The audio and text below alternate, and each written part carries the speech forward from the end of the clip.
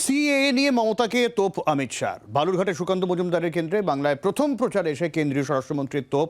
CAA নিয়ে অপপ্রচার চালাচ্ছেন মমতা বন্দ্যোপাধ্যায়। বাংলার মানুষকে ভুল বোঝাচ্ছেন, ভয় দেখাচ্ছেন, বিরোধিতার জন্য বিরোধিতা।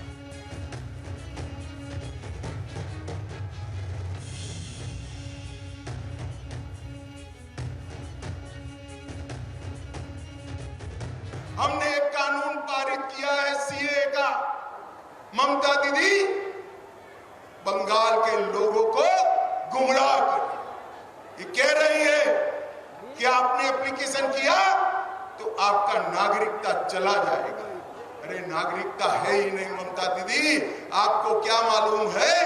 मैं आज आपको कहने आया हूं, डरे बगैर जितने भी शरणार्थी आए हैं सीए में एप्लीकेशन करे, किसी पर कोई केस नहीं होने वाला है, कोई मुकदमा नहीं होने वाला है। ये मोदी सरकार का कानून है, इसमें कोई परिवर्तन नहीं कर सकता। और ममता दीदी आपको जितना विरोध करना हो करो। हम जितने भी हिंदू बौद्ध सिख शरणार्थी आए हैं उनको नागरिकता देंगे, ये हमारा वादा है। আর এর পাল্টা কুণাল ঘোষ কি বলছেন শোনাবো।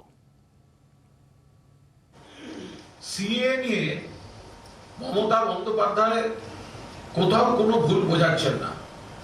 অমিত শাহ স্পষ্টভাবে বলুক যে সিএ যারা আবেদন করবেন তাদের তো প্রথম ডিক্লেয়ার করতে হবে আমি ভারতের নাগরিক নন। যে শরণার্থী তো তারা কি ডকুমেন্ট আসবে কোথা থেকে? আর 2 নম্বর, এখানে ওইটা বলার পর তার তো সব সরকারি সুযোগ সুবিধা সমস্ত কিছু বন্ধ হয়ে যাবে। টেনশন ক্যাম্প বা দেশ থেকে বের করে দেবে না, তার কি গ্যারান্টি আছে? বাংলার আওয়াজ, বাঙালির আবেগ, জি 24 ঘন্টা।